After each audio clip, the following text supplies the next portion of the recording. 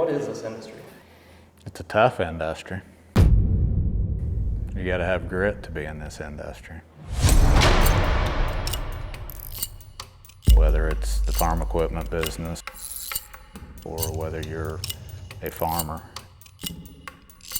it's tough. It seems like there's so many things that are outside of your control. You're so dependent on the weather.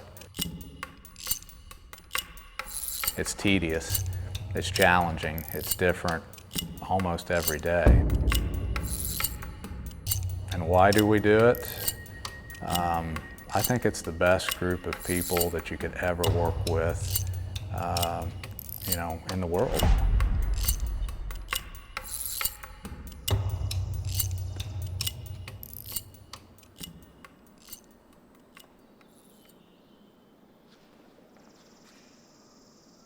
What is your goal for Bane in 5-10 years? Well, my goal essentially is to take the company over the next decade to $1 billion company.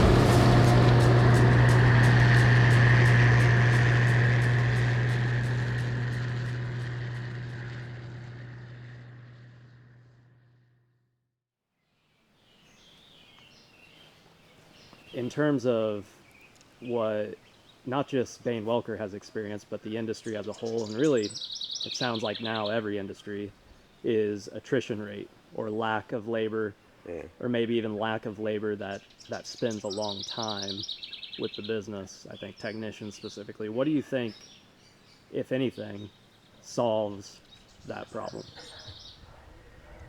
Well, a lot of it is just general attitude of people, and I'm fearful that this COVID experience that we've gone through for the past 2 or 3 years has changed the dynamic of our country as far as, you can't pay people to stay home forever and so-called work. In our industry, you have to pretty much show up for work.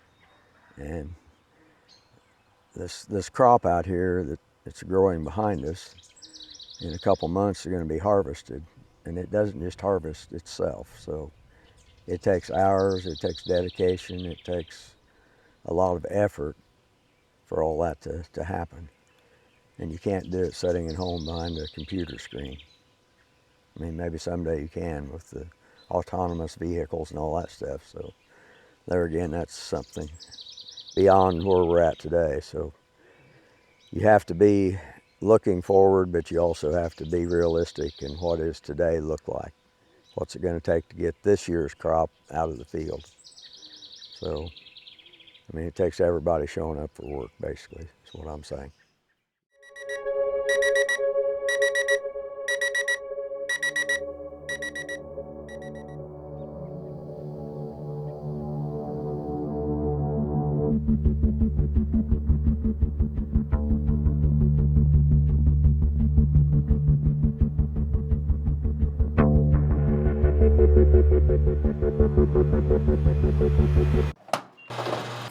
Like the wing.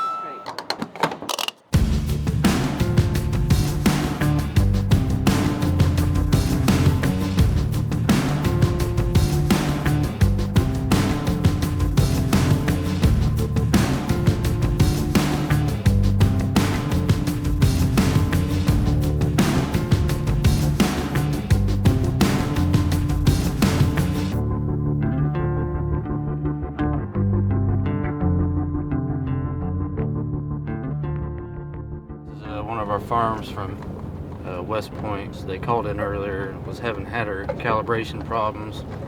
And then we can kind of see how the head's kind of leaning the right side. He wanted us to come up and adjust that out. So, right on. Well, shouldn't take too long.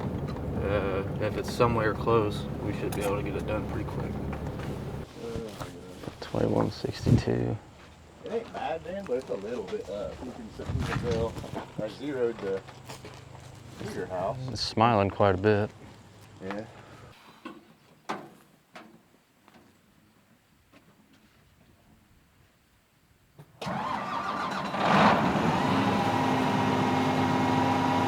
Just zeroing out this feeder faceplate here. You can see it on here, just trying to get it to kind of go to zero like that.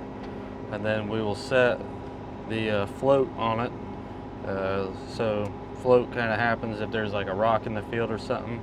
These springs here kind of pick up the weight of the header to let it glide over it. But I kind of want it to be in more level ground here. Because if, I guess if the head's kind of leaning towards the right, the float will also lean towards the right too. And these heads here are a little different because they want the weight on each end to feel like you're picking up 50 pounds. And your 50 pounds might be different than my 50 pounds. And honestly, it's not too terribly bad the way it is. But we'll get out and adjust this float here. If these guys aren't around, are you able to get through a season on your own, or what's that look like? Probably not. No. I mean, I can make some of these adjustments, but these guys are experts. I come from a mechanical background. I have a bachelor's degree in automotive technology. Okay. And so the man who used to run our farm retired, and I kind of stepped into his place and didn't know anything. Fu is the man. I mean, I didn't know anything about combines, even how to run a combine, and Fu showed me. And I think it was Jake showed me planner. Okay. And so everything I've learned from these guys, and they've kept me running and, you know, kept our business productive. I call Dan the man too. He is very good, man. I think a lot of all the techs up there, I mean, they're just good guys. I guess you kind of like the way it floats. Yeah, I have no problem with the way it floats as long as it does float. Right. They've never left me stranded, I'll say that. Yep. And anytime I need anything, whether it be a rental or a, you know, help with something like this, they always there, always willing to help. Good attitude helps a lot too. Yeah, totally. How old are you, Dan? 26. So you're like 23 probably when I met you, about 3 years ago. Yeah, 3 or 4 years ago. I was gonna say you came a long way, but I folded this thing one time. I hit a rock in the field. Oh yeah. The ledger was just crumpled all the way up like this, just staring at the sky. And Andrew came out, cut it off, put it back together. We put a sickle in it, and away we went. It was amazing, man. I got all kinds of stories like that. Without them, I don't think that we'd be yielding what we yield, and you know, the bottom line would be different. Well, we got a hell of a frown, so that's how they want these heads to run. You're fixed. For now, we found some stuff that's broken and bent. Oh, you ain't kidding. So I got it to where he'll be able to run it today. It'll be good for it, let everything wear in, being that this is the first field, and then we'll check it all again tomorrow.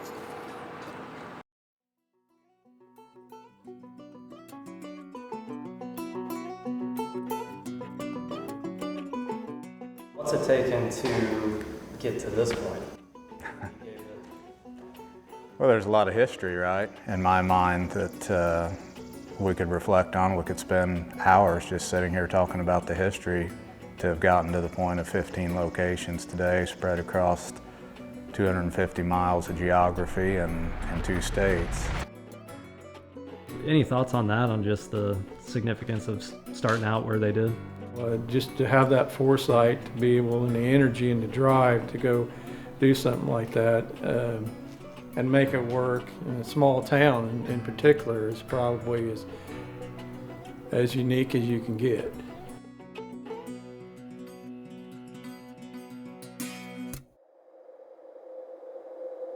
We are standing in front of the old block building where basically we used to have our parts location for the case parts.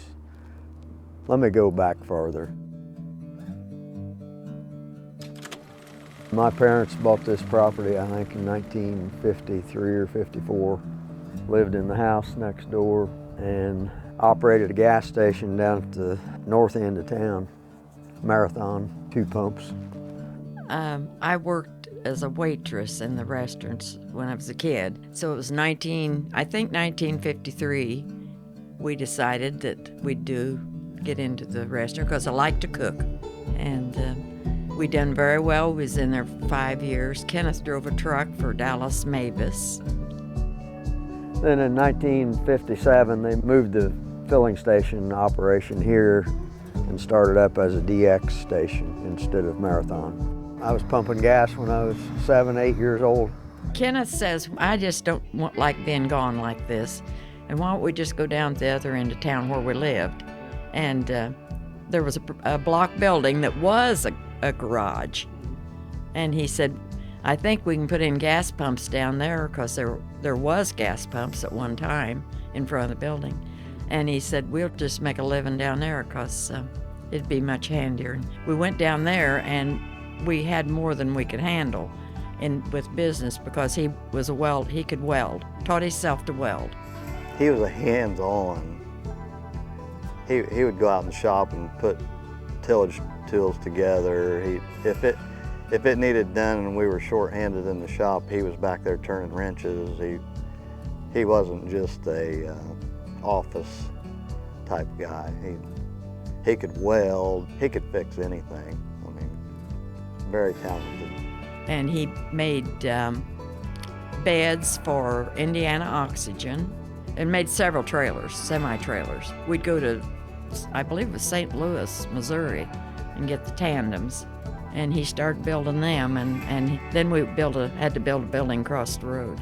And across the road in 1963 or 1964, he built that building because he worked on semi-trailers and trucks. He put tandem axles underneath the semis and so on. We had DX gas, Firestone tires sold, and we used to pump fluid in the tires, at the tractor tires.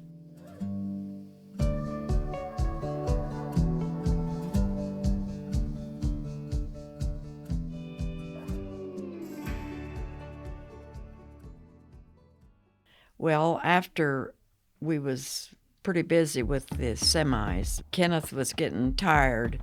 It was hard work. So he looking for a new opportunity and signed up with the Case Company to become a case dealer. And he says he'd seen this ad, but he never told me. And this guy come along, Bob Costin. Anything good going on over here?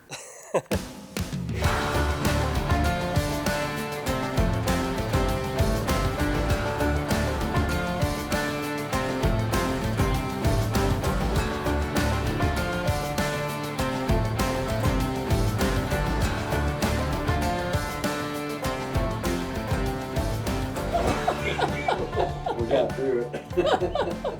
What do you recall about Kenneth Bane? Well, I just remember calling him and checking it out and going over and seeing him, and then we sat down and started talking a little bit about being a dealer and what it would take. And I mean, it was nothing compared to the world today. It was quiet, and a few $1,000s was what you were talking about, not millions or billions. Yeah. Well, he was honest. And he was just a nice, quiet young man. And him and Pat, I met Pat, and as he said, she wasn't real interested in getting into business, but he wanted to get into it, and so we got together and went over a bunch of things and what it would take to get into business. Of course, he had to tell me then what he'd done. So he came and talked to Kenneth, and we signed the contract at the kitchen table. Shortly, they hadn't finally got them in business and got everything signed up, and they went into business, and just in a few days, they sold that 1030 tractor that we're talking about. I remember that one. He said he knew from the start that we would make it because the way we worked. After that, it seemed like sold quite a bit of equipment. There's no doubt about it. This was the first tractor that my dad sold as a case dealer.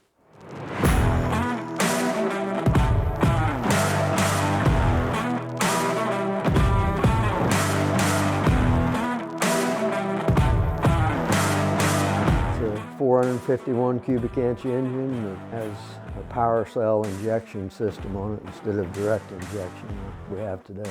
Ran about 1,800 RPM, wide open.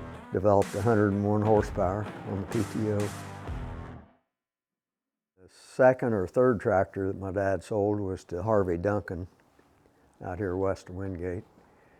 It was a 930, same profile tractor, same size fuel tank, everything pretty much identical except it was a 401 cubic inch engine instead of 451. So Harvey, when he bought the tractor, he came in here and picked it up one morning. About 3 or 4 o'clock in the afternoon, coming down the street was a 4020 tractor with chain and the 930 tractor on behind it. And Harvey was sitting up there guiding it because it wouldn't run. The 930 wasn't running. And he got off and come up and he said, "Kenny, she's already quit me." And my dad got to checking it out, and lo and behold, it was out of fuel.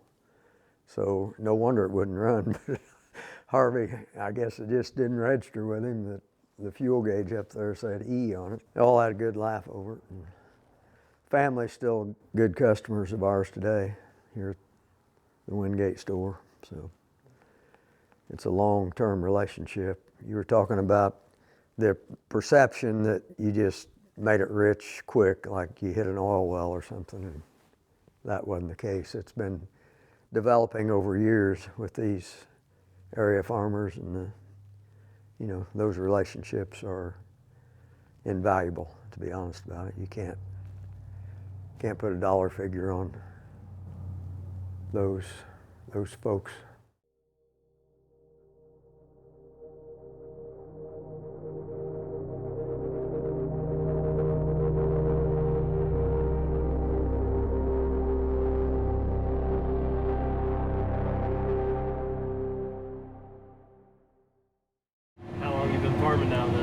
Ever since I was helping pull seed corn wagons in when I was 4, I couldn't even hit the clutch.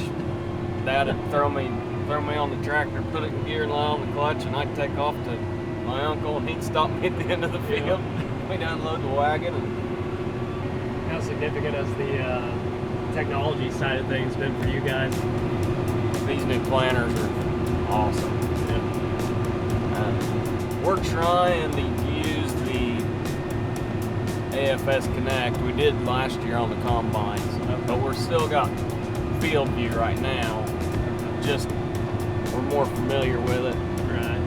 The first precision planter we got, Yonky was riding with me.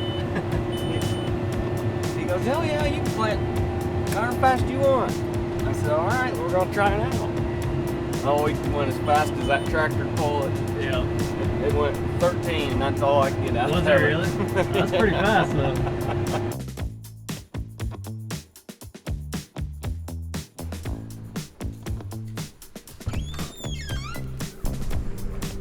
What was it like in terms of trying to just get started and get used to half the stuff you now kind of take for granted, I guess?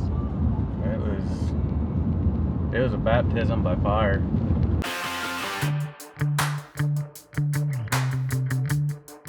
I started September 29th of 2014. Started out in the shop. I was supposed to be an AFS tech. I ended up being a tech.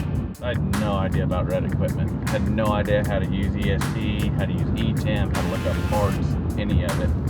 I worked in the shop from September till about March. First part of March, I got asked if I wanted to be an AFS specialist. They threw me a set of keys, said, "Here you go, get to work." Everything I've learned about case equipment has been just flying by the seat of my pants. As long as we can do a good job of teaching them how to find resources, I think that's really the best way to learn stuff like this.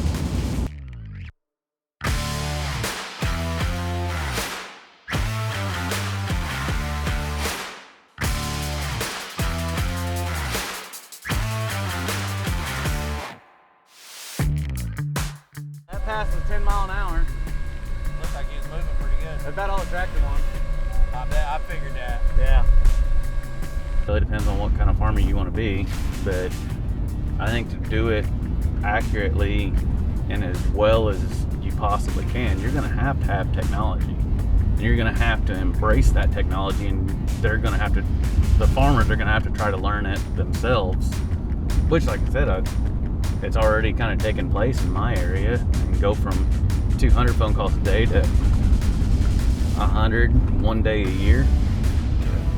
I'll take that. I'll get with you there around lunchtime. You gotta start it in this front field.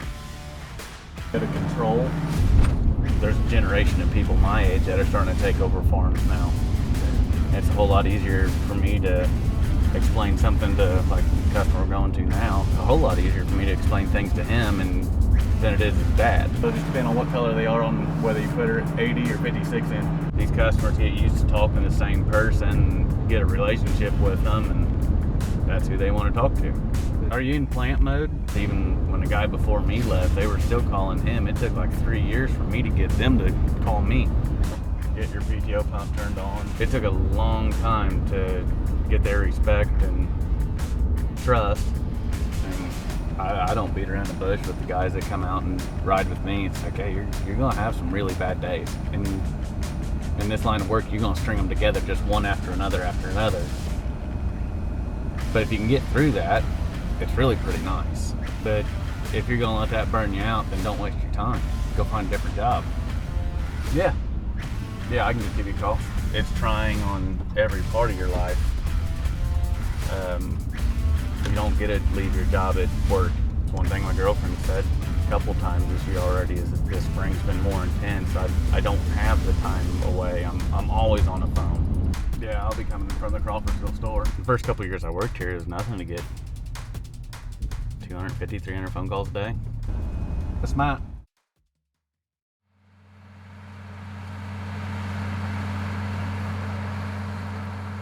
That may not come up there, Matt.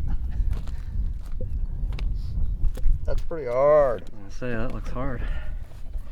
This right here always is, because it gets drove over all the time. Can't find my pocket knife. Must have lost it at the last field.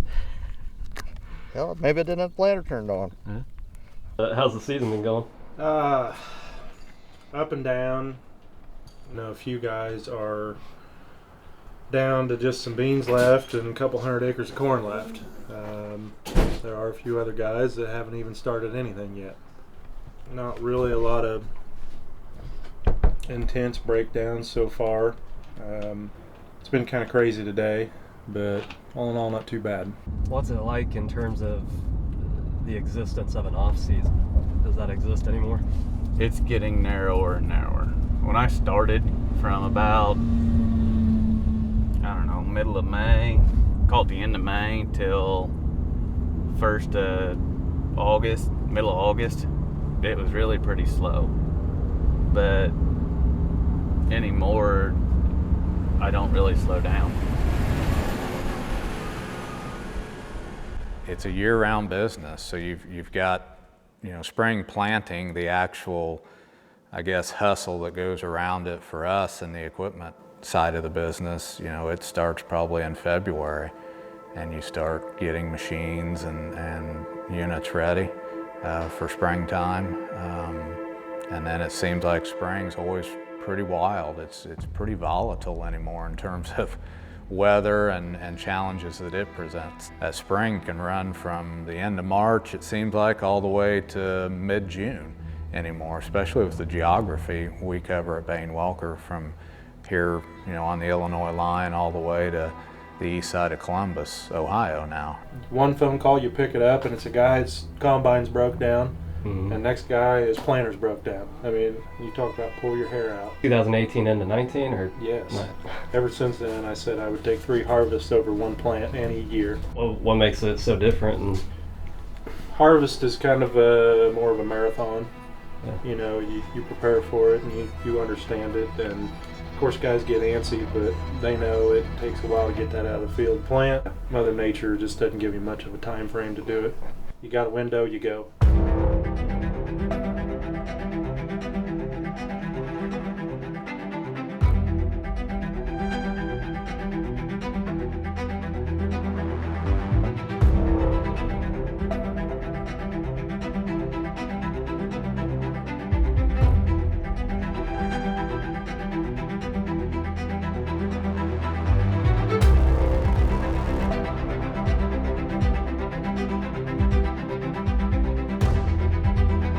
over there, it's been great. We got on this side of 136, started getting a lot wetter. See what I can do here.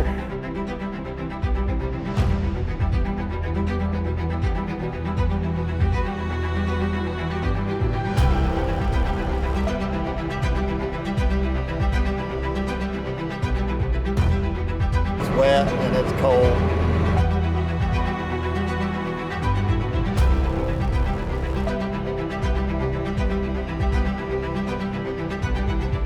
It's gonna get pretty crazy here. What's it been like moisture-wise? Wet, super wet. That's what the big guys got out and got to running, but for the most part, the guys are not even started. Almost into May, and this is the first corn I planted, so. Yeah, this time last year we were all bud done.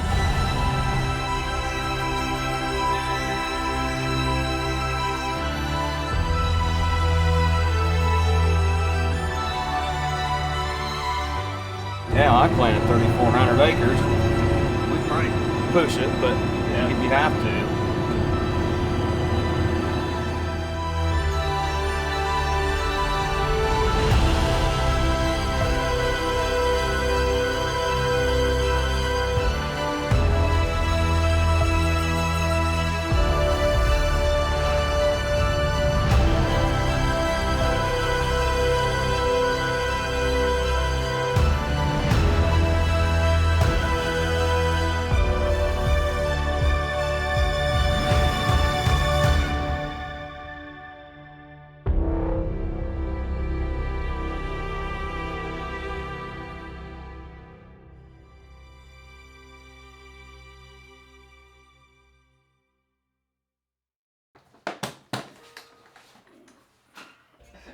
I know. You know, that's what everybody says. Oh, these farmers are getting rich, $8 corn. I says, hey, you're looking at just their corn product, but you're not looking at their inputs. Hey, it is what it is. You can't change it. I can't change it. So, you know, just to get a planter hauled from Kinsey to here, you're looking at $5,000. Well, gee, many Christmas. But I'll send you these specs and I'll see what I can get put together. Thank you. Bye-bye. I'm Steve Blackford, and I actually at Bane Welker now I'm in sales. I was in ownership back under North Central AgriPower, but now I'm pretty much in sales and part of the trade appraisal team, and just enjoy coming to work every day and working with my customer base that I have. You know, I started back in 1973, straight out of high school. My dad come home one day and said, hey, WAG, which is Bourbon Farm and Home at the time in International, they were looking for somebody to help him, and said, would you be interested? I says, yeah, probably, I don't know. So I went up and talked to him, and he hired me on the spot, and I started the day after I graduated, and been doing it basically since then. Well, the S&W here, Bob Schultz, you know, they wanted to get out of business, and I was at that point one of their main customers, and I certainly didn't want to go green. So what can we do here, you know? Bob Schultz, he said, go talk to these Banes. Go see Phil Bane and Mother Bane. Mm-hmm. So we met, and you know, a few hours later we decided, yeah, we can do this. You know, I can be an investor. They've got operating experience. It gets shut down though because of Case, right? Because Case IH would not let us jumping over, because we had the deal done. We had the deal done with Schultz and Weiss, and you know, the Banes, and ready to move forward. And they would not let us join forces. The Banes had just expanded to 4 stores. They got enough on their plate. Yeah. Plus, we weren't contiguous. The territory, there was someone else in between us, so you put a lot of pressure on that other dealer who's in between Wingate and Winnemac. So it used to be a big deal. Yeah, you had to be contiguous. But yeah, so that all right. And I was in it to it so deep already that there was no turning back. And you know, there was Jim Robinson and Bob Miller. You know, we had a bit of a relationship, and they kind of knew how I was wired. And you can do this without the Banes. Yeah. So All right. I grabbed another big customer. You know, Carl Alt was his name, and we started in. Who is Norm Walker? Well, Norm was kind of a fly by the seat of his pants guy. Within, I'd say, 6 months, Gail Reese, you know, from Plymouth, Indiana, said, "Hey, come buy me out too." Yeah. And so we went to, within 6 months, we went to see him. Steve Blackford, he was, Gail Reese's lieutenant there. He had been there for a couple of decades already. And that was when he come in there, and we sitting down in Gail's office talking, and they said, well, we'd like to do this, but we want somebody from here with skin in the game, and forced him to be a financial partner. Like I said, I really financially wasn't prepared to do something like that, And in fact, Gail Reese even financed that. We were saving up our commissions, and also I had a lot of money saved up in commissions, so basically I used some of that to help buy in, and then Gail gave me a little bit more. And away we went for 13 years. Yeah. That was great. It was great fun for me. I was the salesman, and I loved it. Norm gets a lot of irons in the fire, and there's nothing that I'm thinking back, even when we was under North Central Agri-Power and Norm was in the sales, he would call me all the time. How can you do that? You can't make $10,000 on a deal. I can't go ask my buddies for $10,000 on profit, I said, Norm, you're never going to make it if you don't ask, Red combines were popping up like mushrooms across the fence. But that's just Norm. And he's a go-getter. I mean, if he sees something he wants to do, he pursues it, So you were shut down in the 90s. What brought you guys back together in terms of? Oh yeah, well his split from. Yeah, we had another partner in the Remington store, and that wasn't working out well, so we had a difference of opinion there, and we basically split off. Yeah. Norm had heard about it. He gave me a call, and we reconnected. We were going to just help each other out, maybe kind of have a loose partnership. And the more we got to talking, well, why don't we just do it right and get together? That's what we did. So. Gotcha. This time, the case was quite accommodating, much more accommodating. Yeah. They realized then that farmers aren't getting any smaller, and this probably makes sense from their standpoint, because they have one dealership, one dealer principal, so to speak, to deal with instead of 13. Yeah.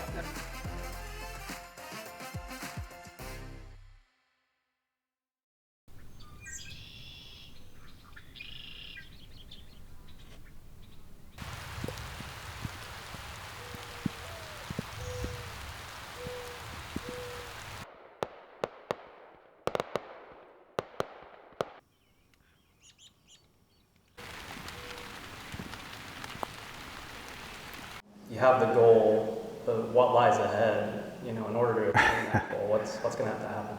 Well, there's probably a lot of things that I'm not thinking of, and probably a lot of us aren't thinking of today. But I think it centers around probably more depth to that vision. So I think, you've got three main departments, and then you've got an AFS department, which is kind of that fourth leg of the stool in the ag equipment space. So for me, in my mind, it's taken more of a holistic approach to where every department is ran like a profit center and its own mini business, so to speak. And I think we've done okay with that in the past. When you're building to this point, you're trying to grow market share. And in order to grow market share, you have to really focus on sales, or the whole goods side of the business, as we call it. And we've done an outstanding job at that. And as we go forward, I think we have to continue to elevate parts and service as well as AFS, because you can't get there with just one leg of the stool. It's going to take all four legs of the stool to grow this business where we want to go in the next decade and beyond. So, and again, it's going to come back to good people. So, like I said earlier, we have an outstanding staff today, but it's also going to require us attracting and bringing other folks up through this business to be able to carry it on as we go forward.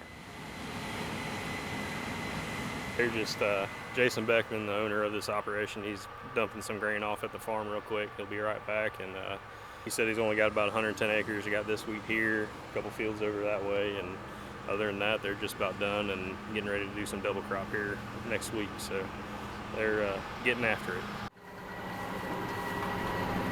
You're a little kid, you hear about, you know, all the colors, like I'm only green or I'm only red, but then nowadays it seems like it's much more about just can you actually get the service.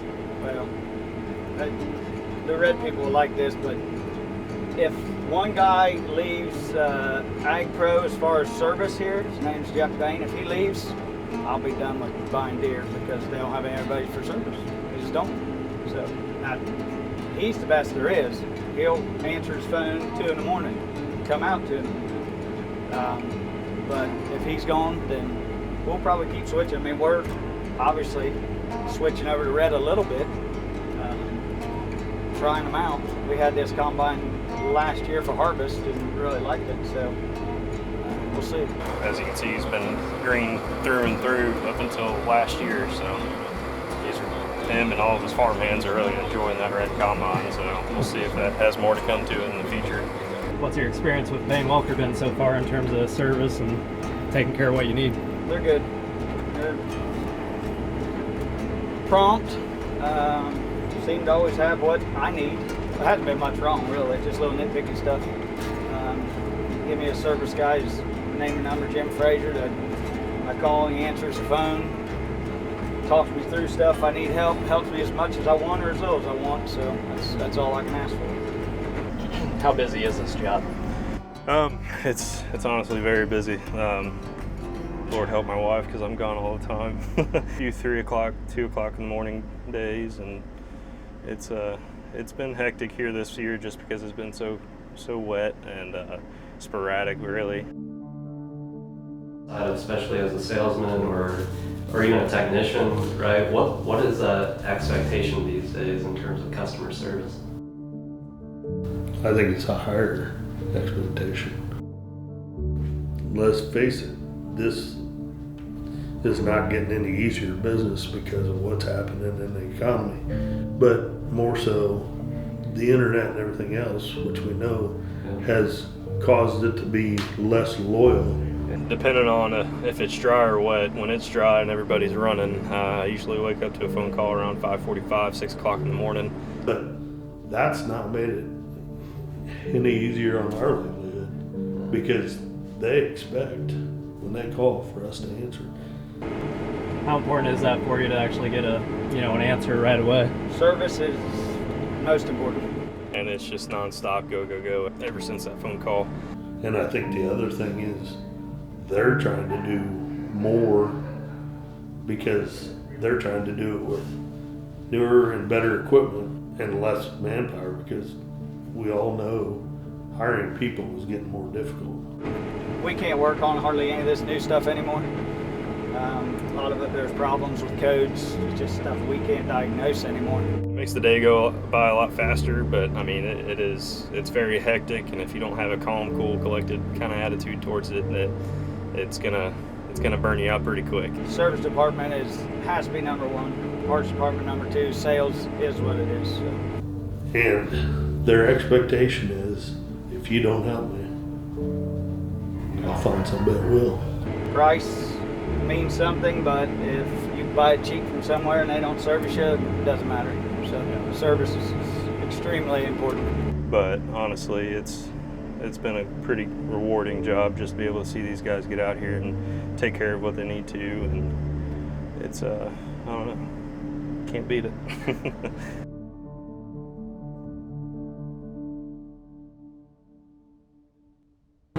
Yeah, my dad used to love the mechanic side of things. And he was damn good at it. Him and Jeff and Jason were the best there ever was. They got it on us. I was a kid. I was going to tell you, I'm 16, 17 years old. And I backed a combine into a telephone pole. Screwed it up. Didn't see it, obviously. Your dad, he wasn't a mechanic then, obviously. But your dad came out there, got me to the shop, and fixed that son of a gun. Just me and him. I mean, and I will never forget that. That meant a lot to me. how dependent upon them are you guys during a busy season like harvest? Very.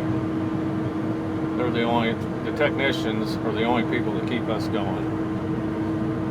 All the salesmen, all that stuff, it's all service is what sells this equipment.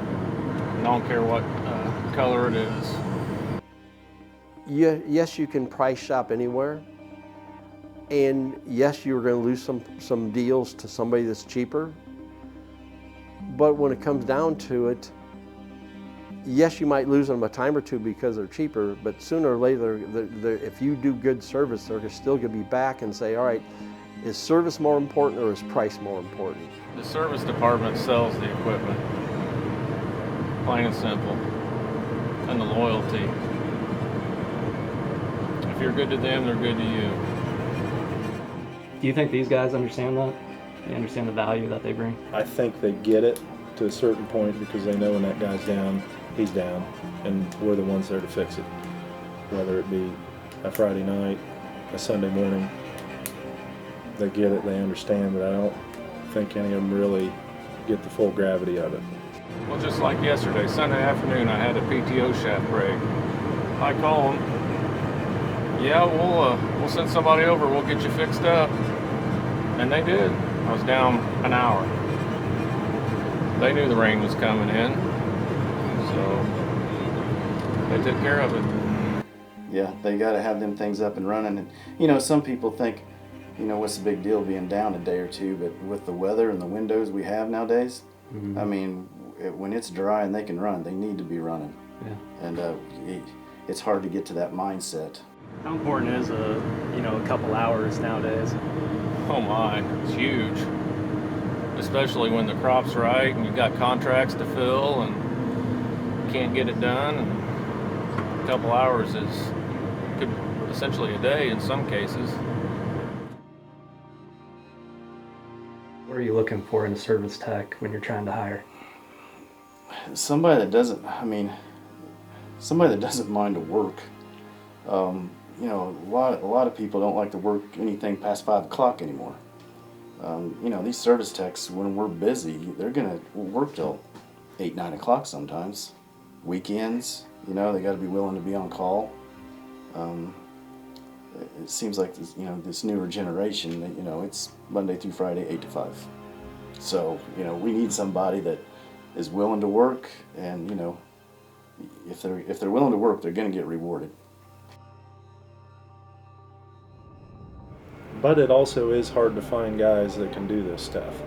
You know, construction world, auto world, this is just different. The ag sector is completely different from anything that you're ever going to see anywhere out there. And the guys kind of gotta live it to do it. So a lot of people can't handle that.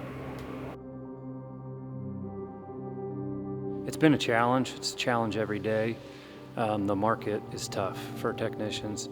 With that said, recently we've had a lot of success gaining some technicians here at Wingate, the Crawfordsville location, and Terre Haute. So if we can retain the techs we have a lot of good technicians. I think we'll be in good shape moving forward. I like to see things run smoothly, and to be honest with you, we got some issues going on here at Plymouth right now. In our service department, just, you know, we just a turnover of help, you know, and I think it's going on everywhere. I think probably everybody's talking about across industries is attrition, or even just flat out lack of labor. Yeah. You know, whether people start with you or not. Sure. Getting people. Yeah, it's a challenge.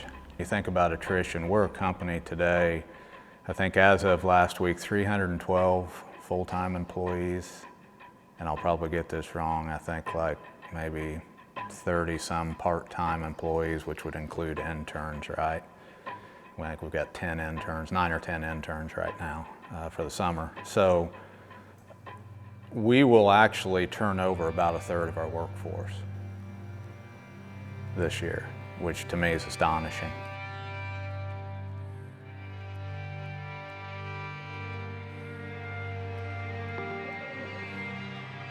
A 100 people.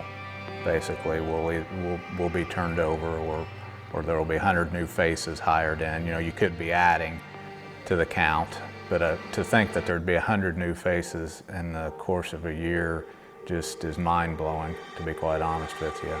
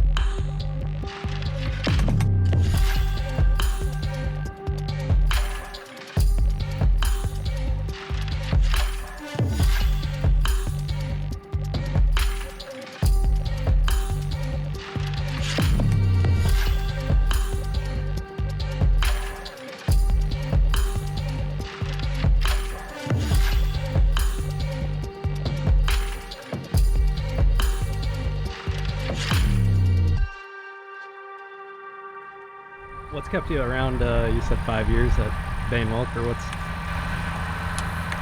kept you there specifically? I'd say the people I work with, big time. Yeah. Even my boss. My boss does a good job keeping everybody happy. I think that's a really big thing. That's what I like the most, just the people I work with. It's not always about just getting bigger. It's the people you bring along, because it doesn't matter what industry you're in right now. It seems like turnover is just non-stop.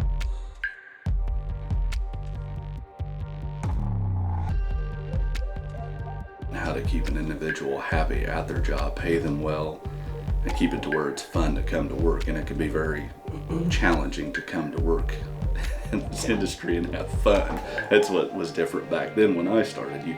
We had a lot of fun, but not that you can't now. But it's just so big. It's hard to do it anymore with everything, the pressure of just the world. Yeah.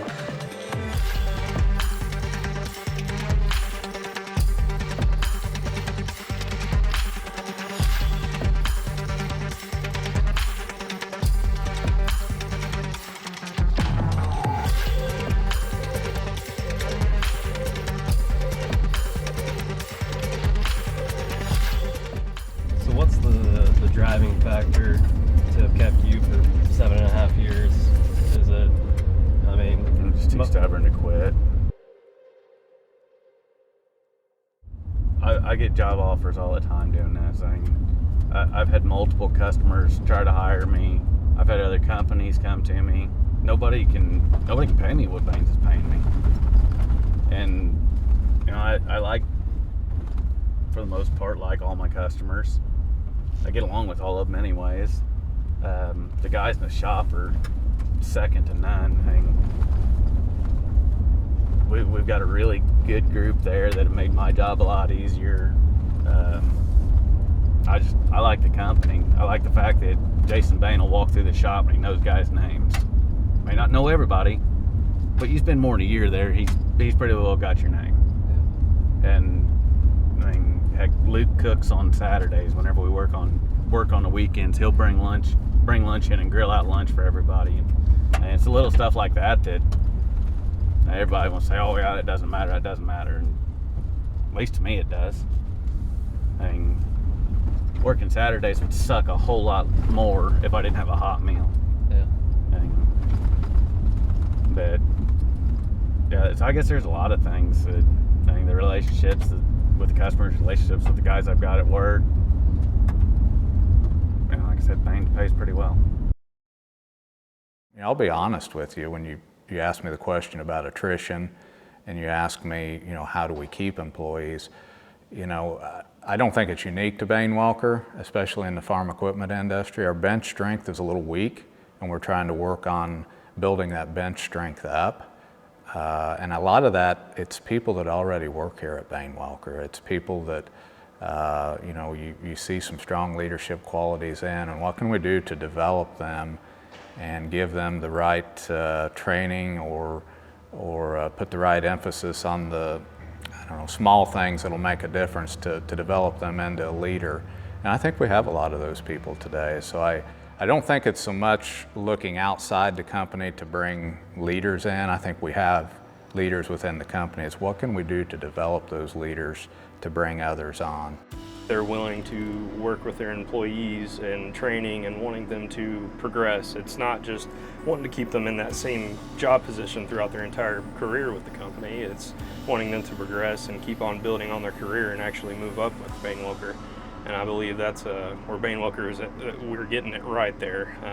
Instead of burning people out at one specific job, we got various people training to progress in this field or whatever career that they're doing, and I think that's what's really setting Bane Welker apart from all of our competition right now. You've got to be willing to take that chance, and you've got to be willing to always bring people up in the business to replace yourself, and that can be scary. You know, that's probably not something most folks think about, but I think when you start developing that type of culture where you're looking to mold, mentor, and coach and bring people up, I think you start to maybe bring that attrition rate down. A technician or anybody usually isn't leaving the job because they're mad with the job. They're usually leaving a bad manager, historically. I mean, if you think about any job you ever left, you probably left because of your boss more than general.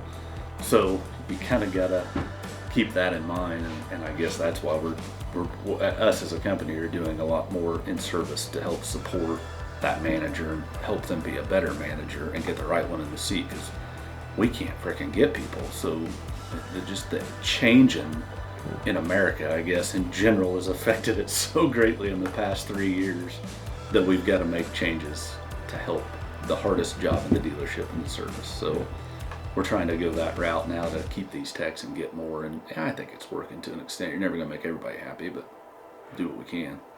You know, we talked about $1 billion company earlier.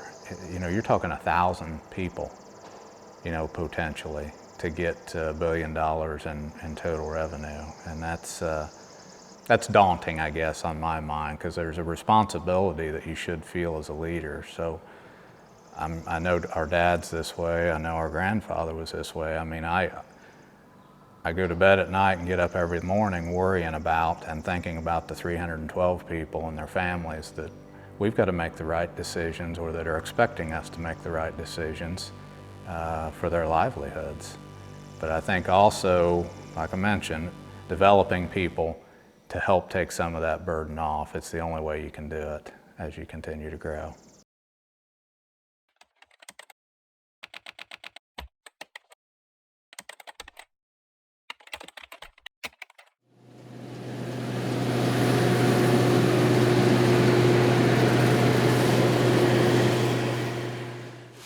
Pulls it down, and when this hits the plate, it just explodes. Okay.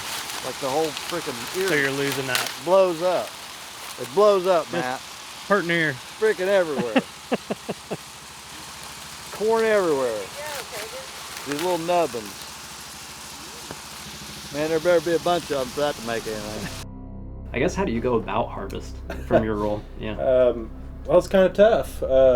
You know, you speak with all these farms and everybody throughout the year, and you're working on their equipment, you're getting everything rolling, and you know as you're driving to work and you're seeing the field start to turn that it's coming.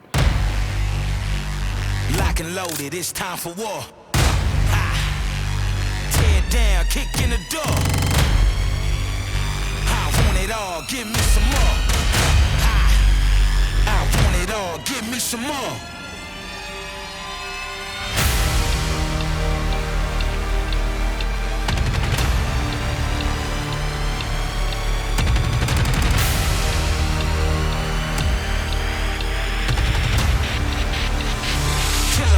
It's time for war.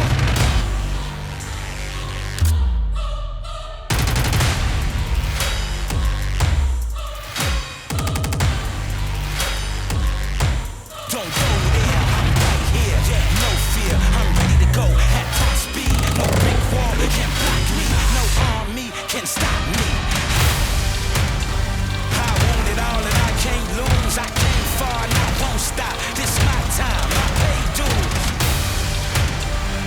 more time and I won't retreat. I want it all, give me some more. I kill them all for a taste of defeat.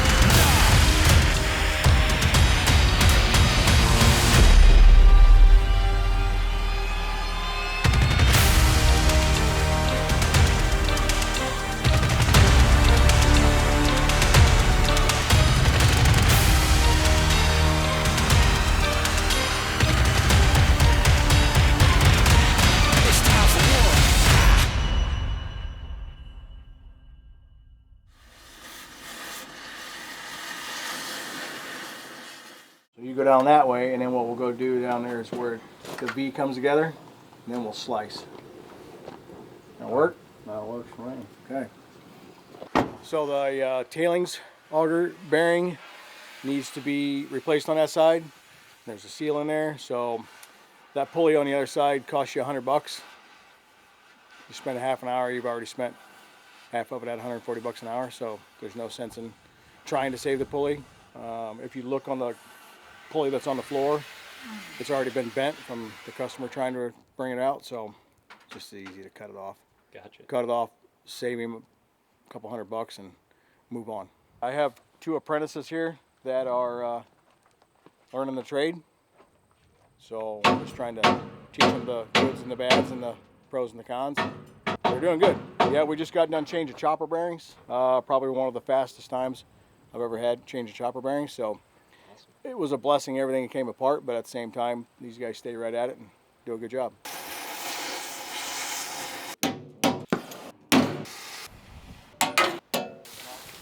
We got to go to plan B now. Should be able to pull it out. Yeah, pull it off the other side. Once you get that side tore apart, you'll be good. There we are. I'll need a pulley, bearing, flange, and I should have all my bolts. Yep. And there's the rest of them. If they have it all, just let me know. Text me or something. Yeah. I'll probably get it right away this afternoon. Absolutely. How'd it go here?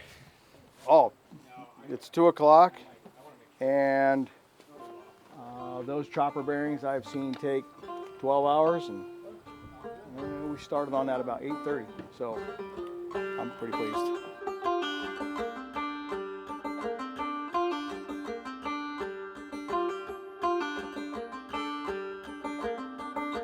And I'm kind of more towards now training the young guys. That's kind of more fun than actually going out and working on stuff. Yeah, because if these guys don't come aboard, you know, in 10, 15 years, this industry's in trouble.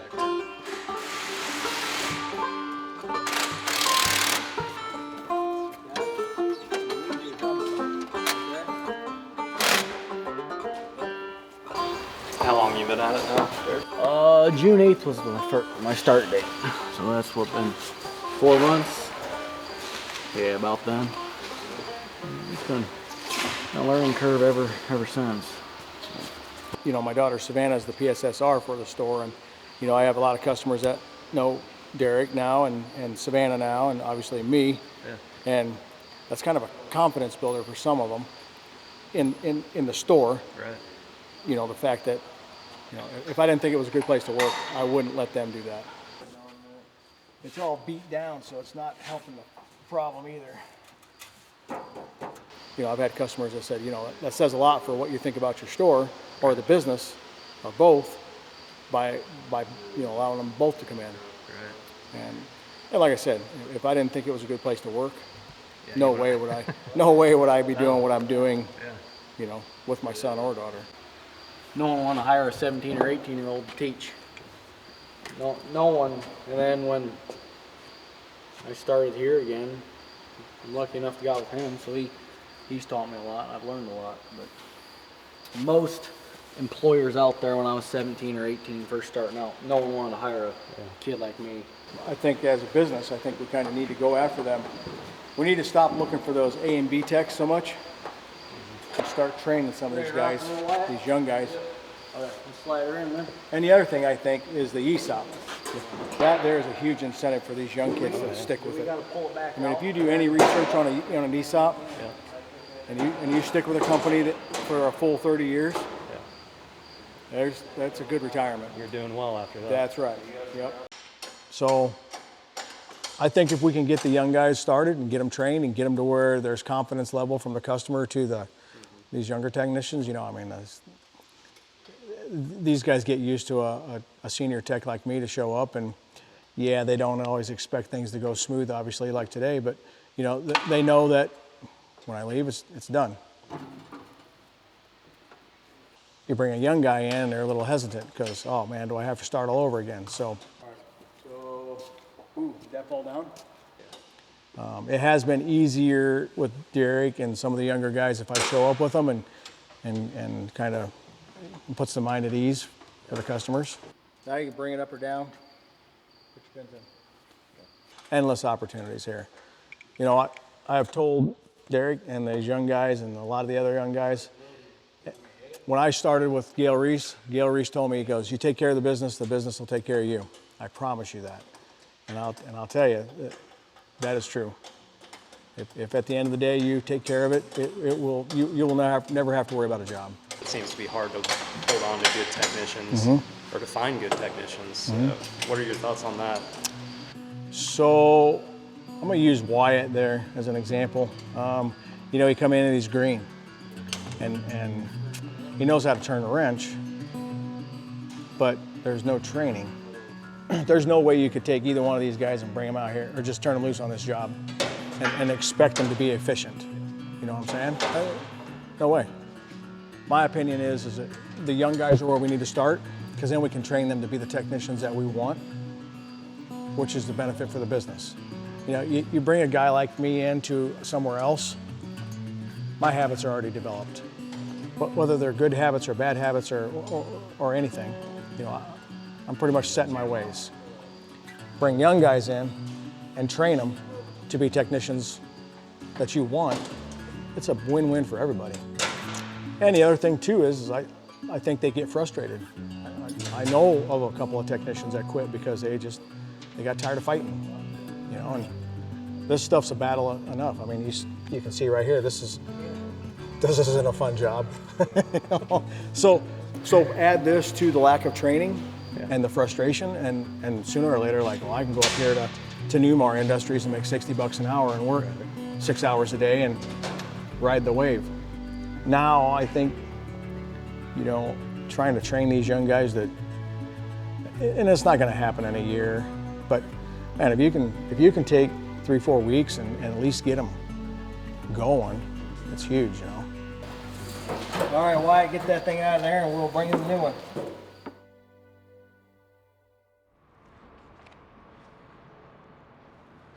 So this was our a shop space at one time. So here at the Lebanon location, we kind of call this really the Lebanon campus because there's really 3 different buildings here.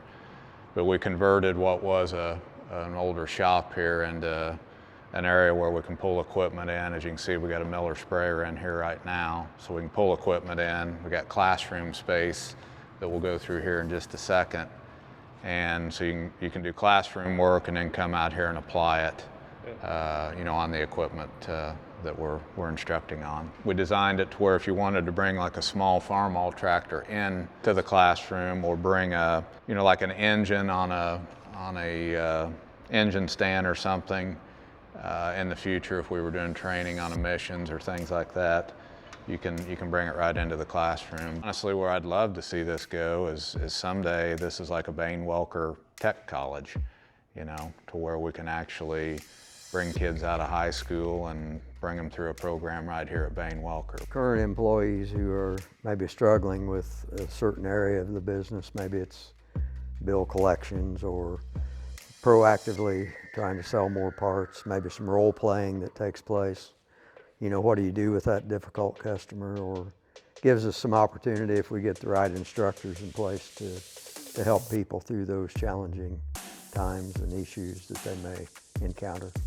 We even see a need for training people, you know, on how to maneuver Outlook, you know, maneuver your emails, Excel training, you know, things like that we could do on our own here at Bane Welker, or, you know, bring somebody in to Bane Welker and run folks through that you know, we feel could really utilize that type of training. It's just things that, you know, people probably normally don't want to take the time.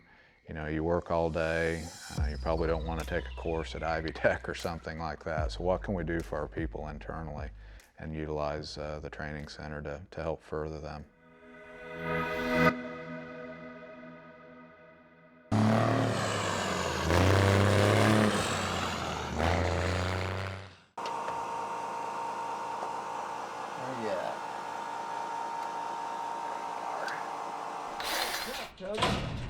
The wet beans are stuck down. No wonder that load's slow.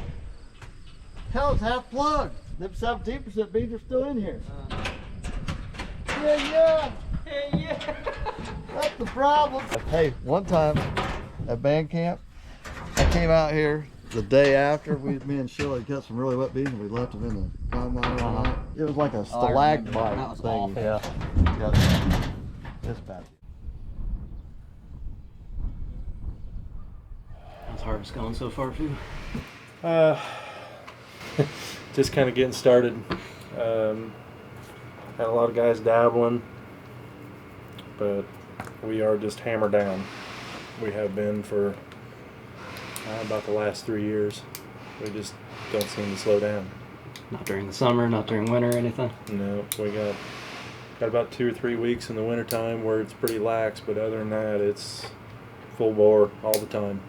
Well, having been a tech yourself, what's the mindset right now in general of a tech out there? You know, where's 2 to 3 weeks. Where's the end? That's where we're already leading up to it. That's the hardest part. You know, you get into August, the end of August, and you're already almost working overtime to try to get all those machines done and ready to go. Then we get into September, and you're just pushing everybody to the limit to get those combines, heads, whatever it may be, done, because you know they're going to go to the field in 2 weeks or whatever when you're in the middle of 1st September. So you do that and you're busting your tail, and then we get into season and it's like, man, but there was no real break.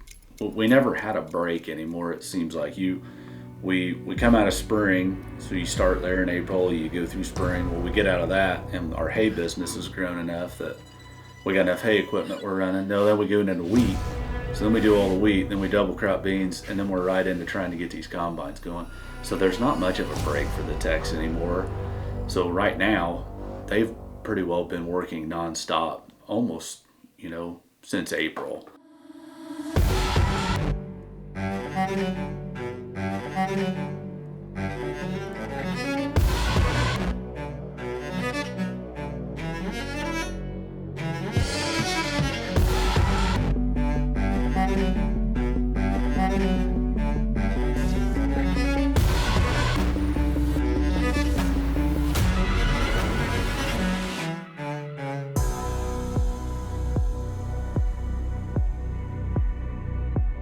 As you can see, that thing wouldn't be moving if he wasn't here helping me. Spent 2 days on it and couldn't get it started, and he was here, what, 5 minutes?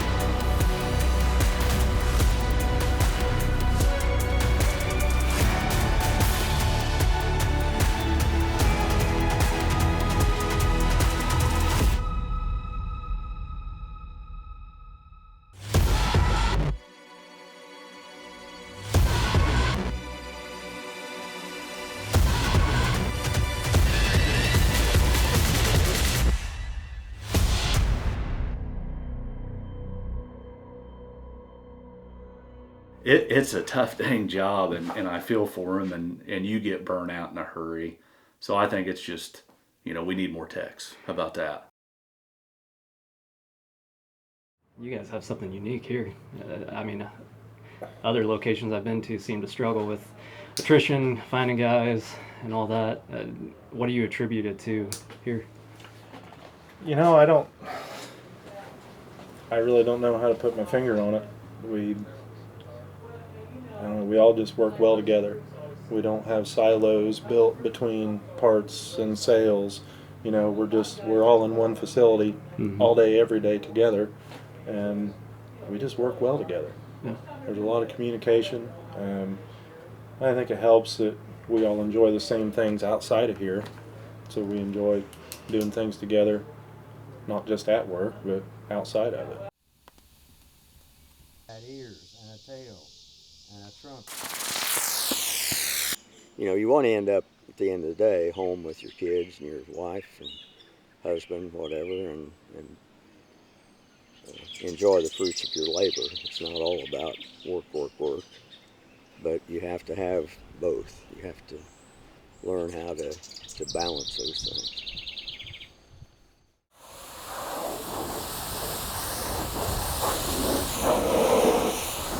Well, what do you like to do for fun, Dan? Go jeeping, do a lot of creeking with our jeeps. Last year we went on a big trip down to Rush, Kentucky, whole convoy of us. Hang out with friends and my wife and my kid. Probably about it. Drink a lot of beer.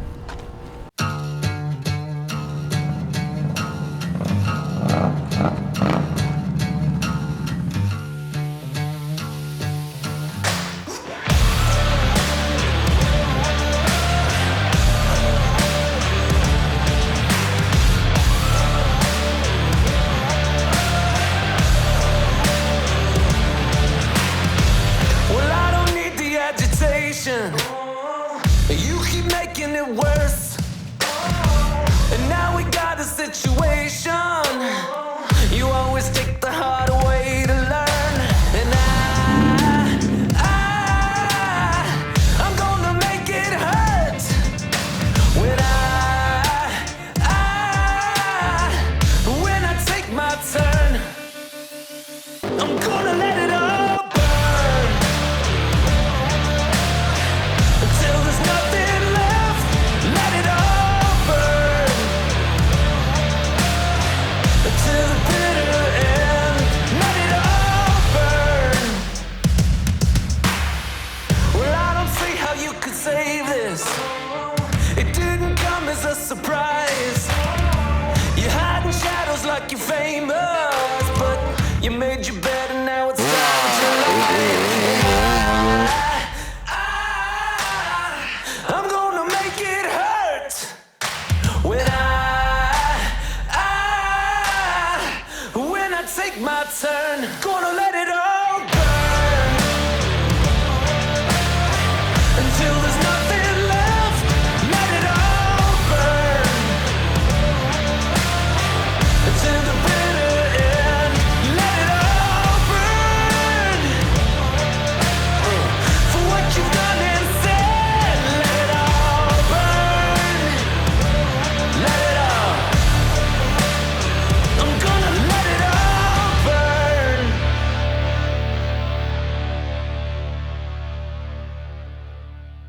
Some would call it the dream. At least that's what I tell people every day.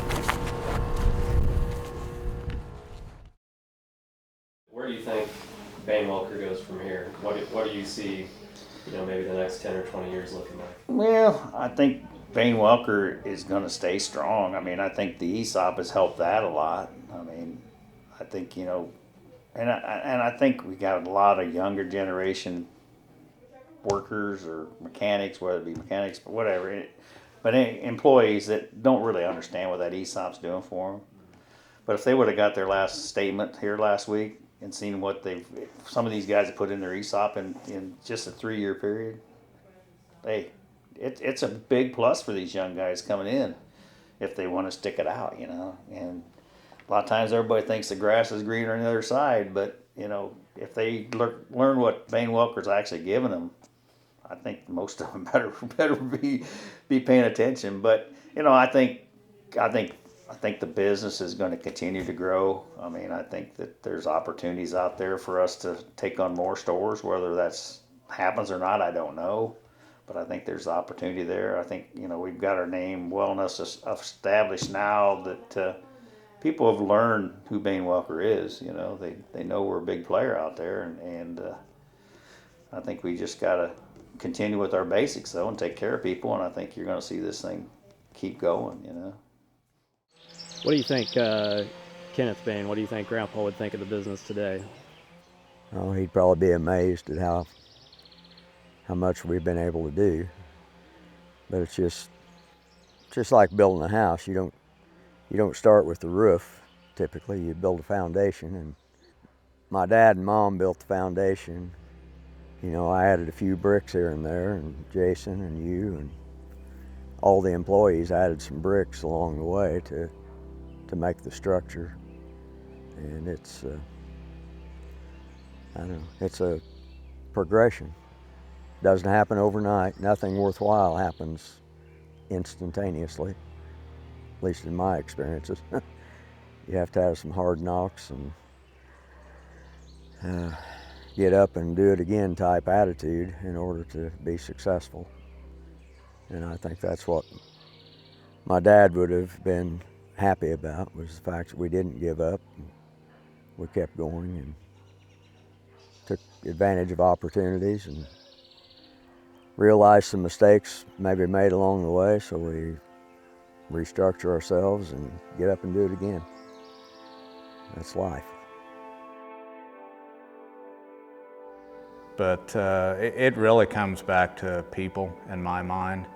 I think Bane Welker, my family, I think we've been blessed to really connect with some amazing people that work with us, alongside us in the business. And I think it's those people that just do such an outstanding job serving our customers day in and day out. I think without that piece of it, it would be impossible to be where we're at today as a company, and it would be impossible in my mind to go forward, you know, the next decade and beyond and try to grow the way that I'd like to see us grow.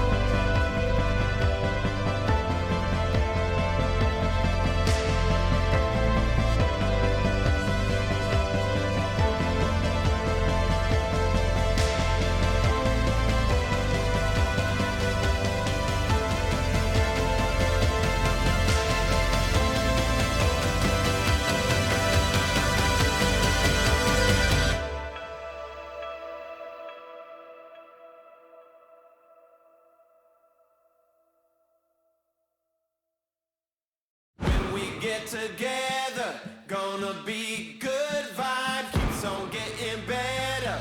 We can watch the sunrise. Been a hard time, but I keep trying, keep on walking that road. I was doing good there for You were doing great. But I'm still fighting, I'm not staying down low. I'm pushing past the edge. I see the light ahead. I'm coming, I've done it. Coming down 25 with a head on his combine. Run him off the road is what you told him yesterday.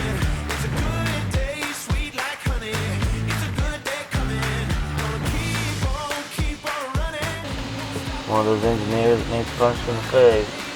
What's that? One of those engineers that needs punched in the face.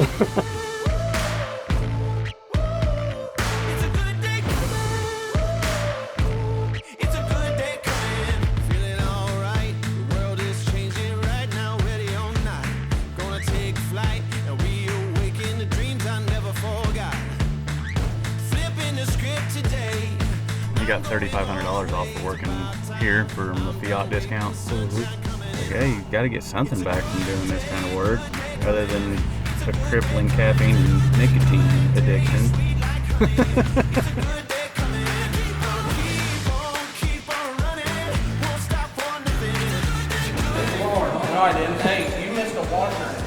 You got my road. Mr. Critiques a lot.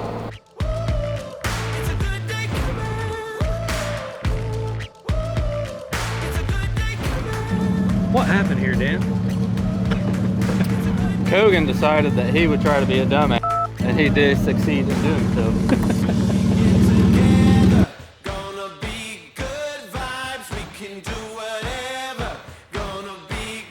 Building where we originally started out as a case dealer.